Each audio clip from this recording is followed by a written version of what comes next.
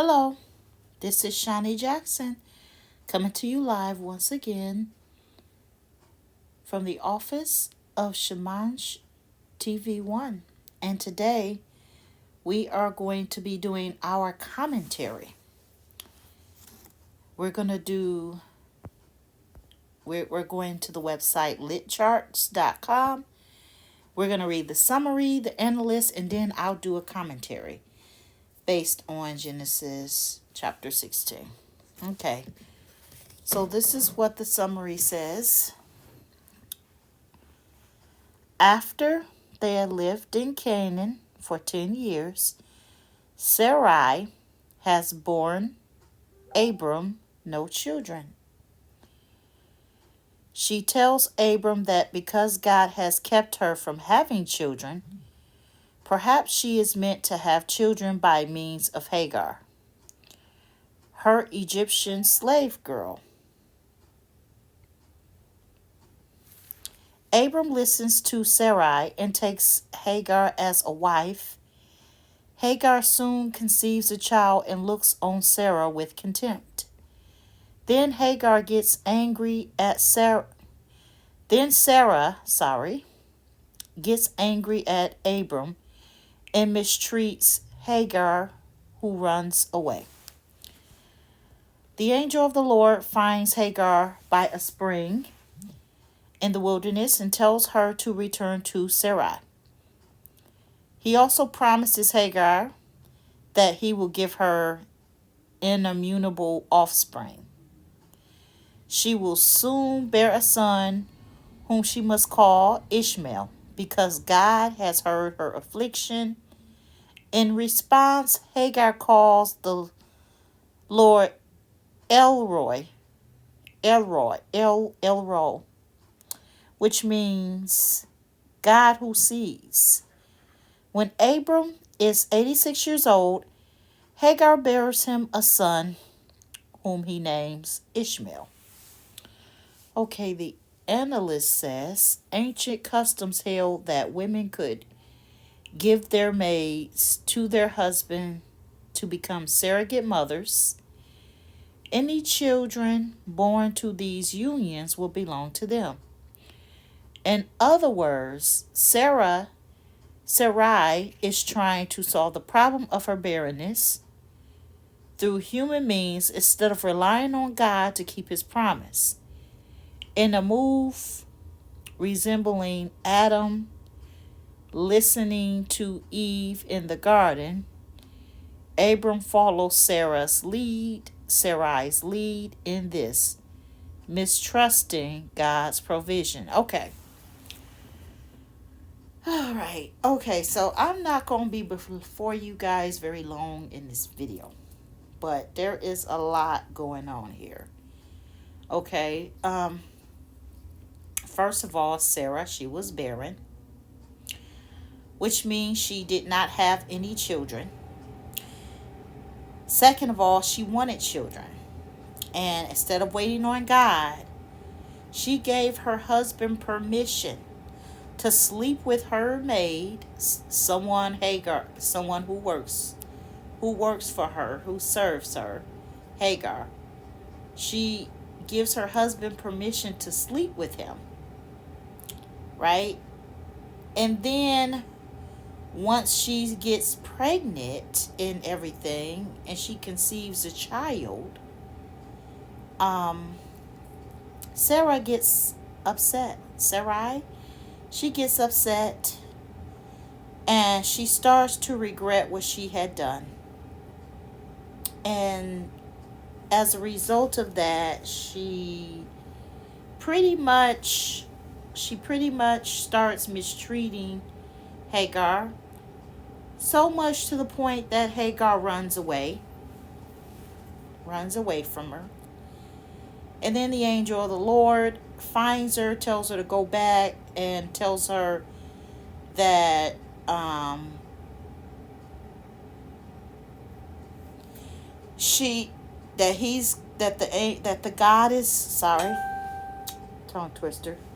that God is going to multiply her seed exceedingly, and that she'll bear a son have a child, and his name shall be Ishmael.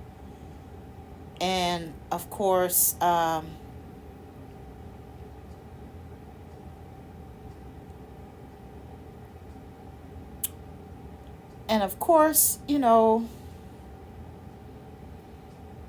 eventually, Hagar eventually has the son.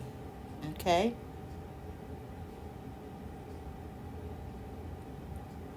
All right. So that's pretty much what the chapter is about.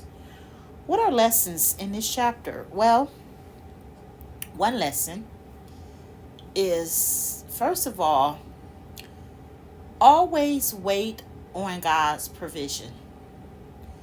Never ever do something that goes against God's provision. Like, never try to rush the harvest.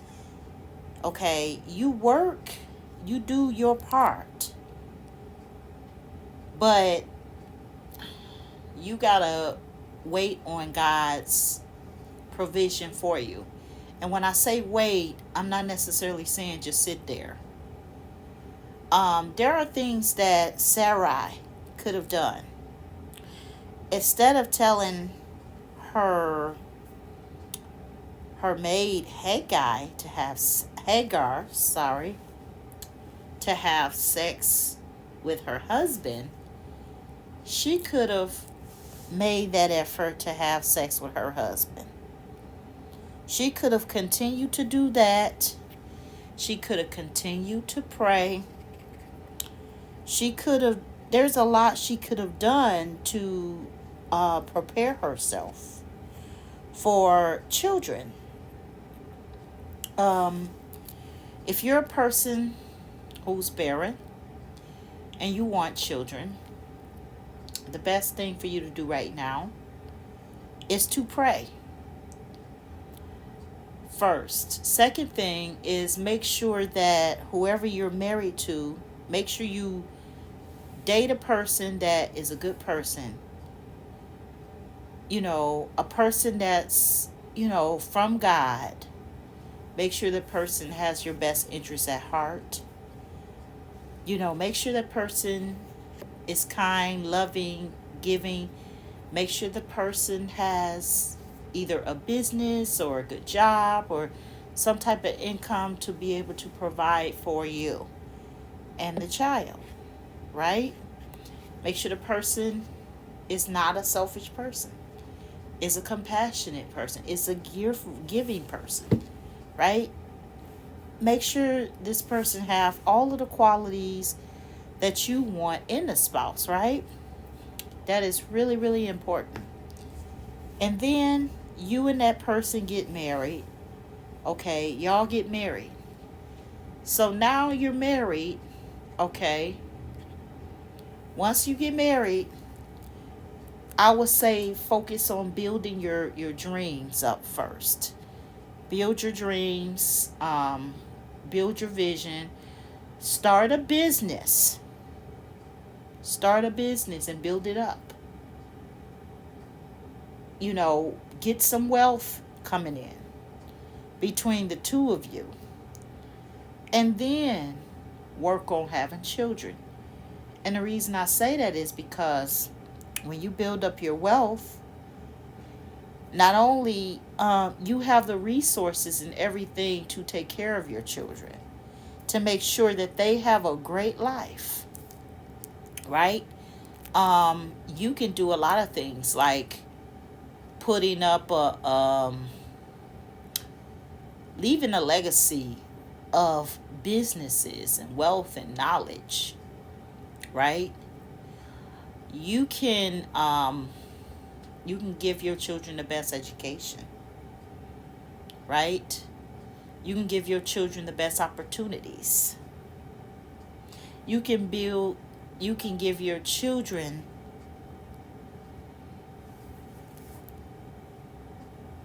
the best of everything.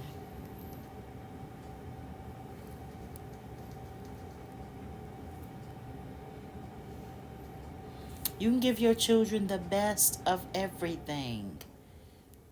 The best medical, the best activities. Like, there's a whole lot that you can give your children as a wealthy person. The best vacations.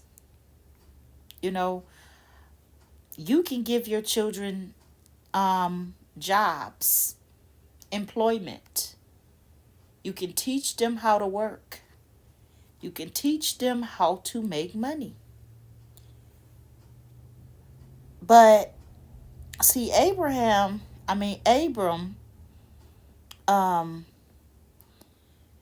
he didn't really have that problem with wealth because God had already hooked him up and he was married to Sarai. So I imagine that, of course, he was taking well good care of Sarai, which is why she probably more than likely wanted to have children with him because he was taking really good care of her, I imagine. But she should have never, ever, ever let her husband sleep with another woman. Now, why do that? Why sleep? Why allow your husband to sleep with another woman? Why tell your husband to sleep with another woman? Now you're making this man a polygamist because now he's got two wives. The main wife, which is Sarah, and the extra wife now, which is Hagar. So, can you say drama that's waiting to happen?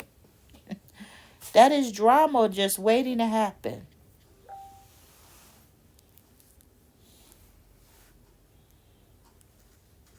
Drama waiting to happen. So, I would suggest to all of you, ladies, don't ever tell your boyfriend or your husband to sleep with another person. Now, if you're not married, really, you shouldn't be sleeping with nobody anyway. But if you do, you know, that's between you and God. I'm not here to judge you or anything like that, but I'm just saying that the order of God is to get married first. And I think the way that Sarah should have prepared herself, Sarai should have prepared herself for pregnancy and having a child would be she should have been having sex with her husband every night. That's one thing. She should have been praying about this pregnancy thing and praying for a child on a consistent basis. If they had pillows back then, she could have been putting pillows in her stomach and acting pregnant. you know.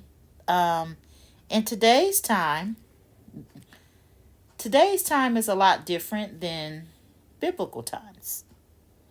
Now, if a woman wants to get pregnant and have a child, the best way I would say for her to prepare herself, and this is my opinion, first of all, you pray. Second of all, you make sure that, you find a good guy that is worthy of you carrying his seed and extending his generation through childbirth, right? That's the second thing. You also want to make sure between the two of you that you're financially stable. Okay, that's the third thing.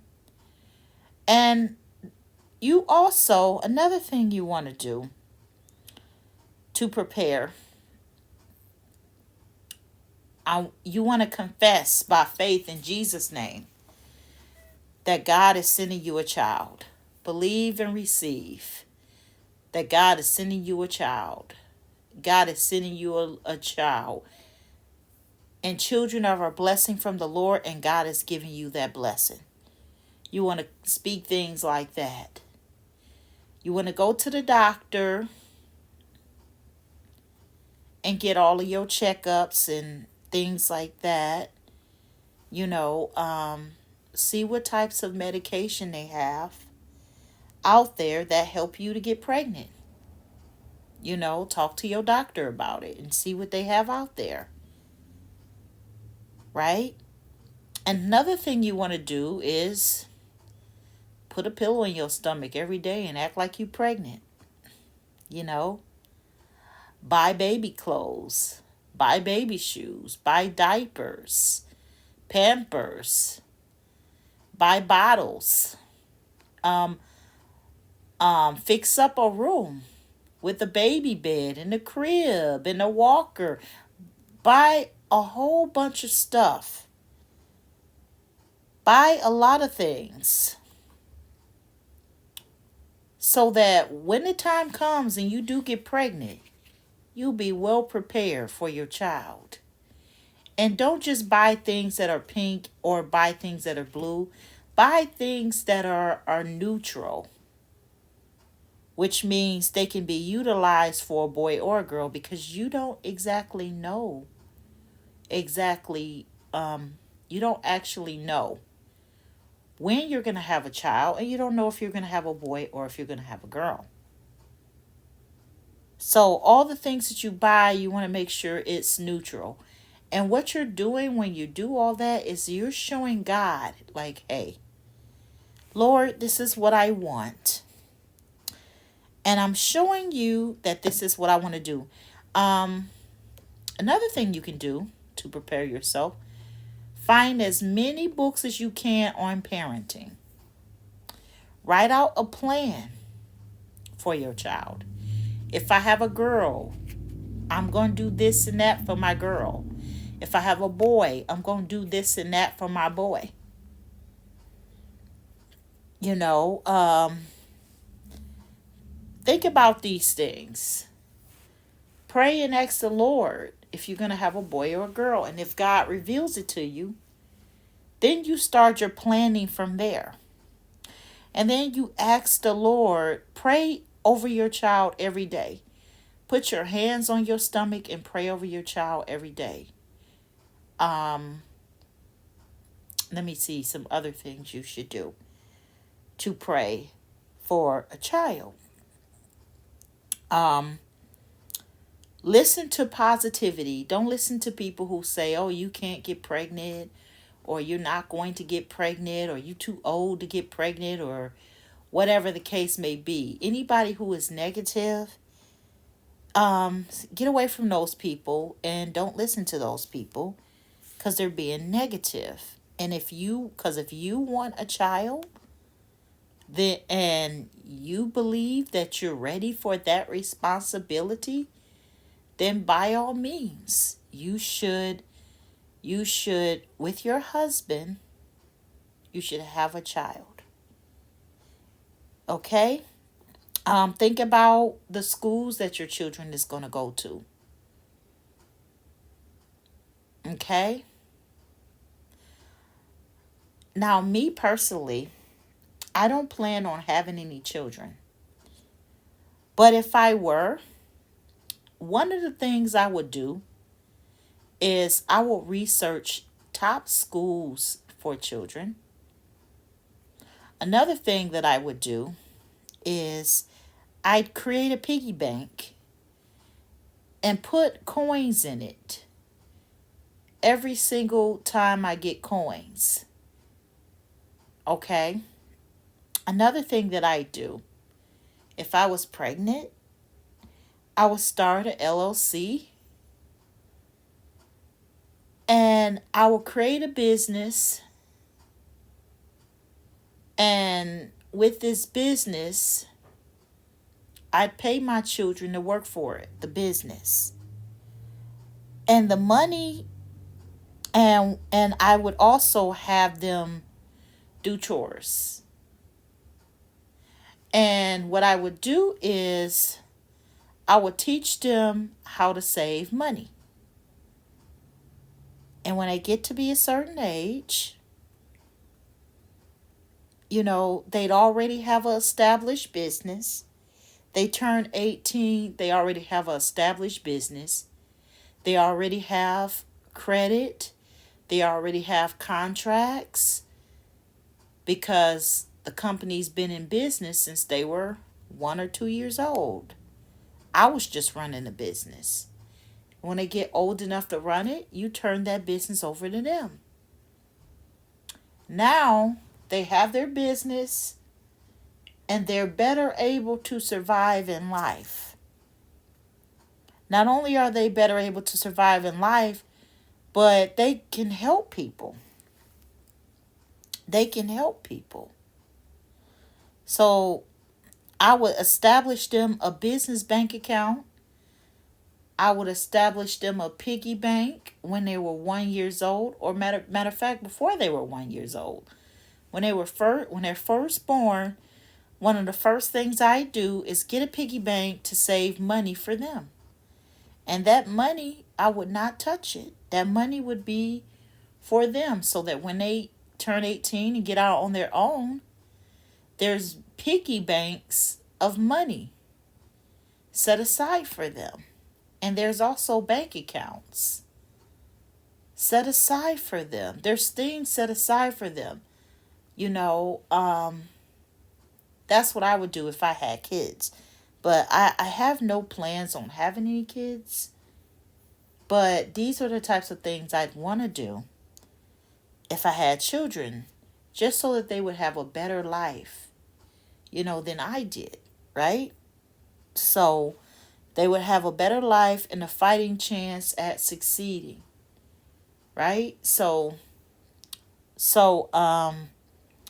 I believe these are things that people need to think about before they have children. They need to get certain things in place, like they need to have life insurance in place. Just in case something happens to you as the parent, have some people around you that you trust that can mentor your children and that could be the godmother and or father of your children. Let it be someone that you trust. And that way, if anything ever happens to you, that person can take over the responsibility of your children if anything ever happens. Even though we're believing God that nothing will happen, but just this is just if anything ever happens, right? Um, so whatever it is that you want in life. Now, you may not be like Sarah and want kids. Maybe you want a successful business. Well, how would you prepare for a successful business? Um, I'm gonna share with you guys my testimony before I get off this video. Okay, when I was first considering doing business, the first thing I did was created a vision board. After watching The Secret, I created a vision board. And I put the name of my company and I put the name of the website of my company. Now, at that time, I didn't have that website. Put the name of the website, put the name of the company, put all kinds of things that I wanted for my business. And I noticed that a lot of things on the vision board I actually got. I put MacBook computers on there. I put Adobe CS6 software. I think it was Adobe 3, Adobe 4, CS4. It was older software. I put all that kind of stuff. I put that I want to do book publishing and writing and all kinds of things. I put all kinds of stuff on there. There's still some things on there that I haven't gotten yet. But a lot of things on there have actually come to pass. And I'm just like, wow. But I did that vision board to show God that I have faith. And this is what I want to happen. And then eventually things started to come to me as I took the next necessary action to get started. And so, long story short, I started my company, got a couple of grants, was able to buy materials that I've always wanted for my business. All because I took the time to do the research, find out how much it costs, did vision boards, put things on vision boards, all kinds of stuff like that. These are things that I did to get where I am today. You know, to get where I am today, where I have a business, that's how I got started. And there are some things on the list that I haven't gotten yet, but guess what? It's coming. And I found out that even though, I've did those vision boards, but I did my vision boards all wrong. I found it out recently listening to a recording on how to do vision boards that I've been doing them all wrong. But I'm going to change the way I do vision boards. And the next vision board that I do is actually going to be a little bit different. I'm not doing the same traditional, I ain't doing the same traditional vision boards like I always have done. They're going to be different now, right? So, but the fact is that I put the faith out there. I put the faith out there, wrote out a plan, wrote out a vision, and started working on it. And so if you want something in life, you got to be willing to put your faith out there. But don't do nothing crazy like what Sarah did, telling your husband to sleep with somebody.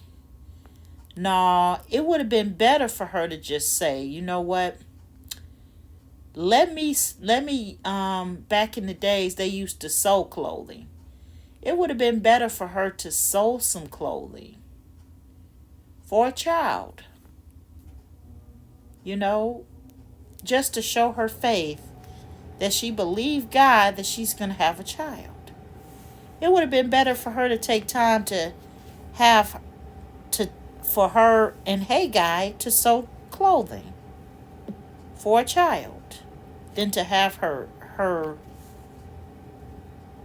maid Haggai to sleep with her husband. That is an absolute no. Nope. Absolute no. So,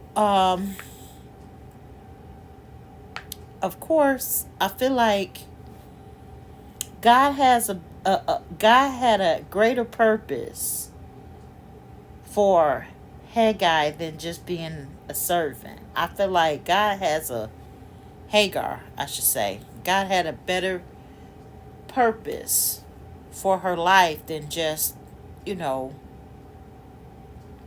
doing that. I felt like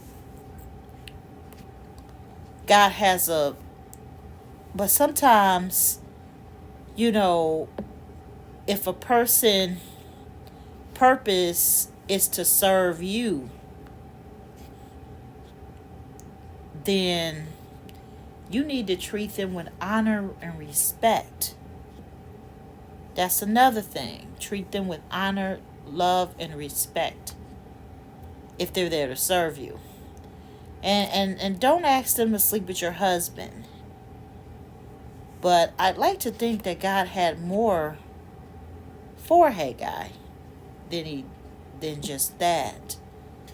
But the Bible only records that Haggai was a servant.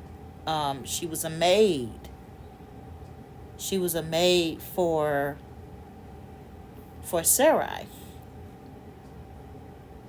But I want to encourage you guys,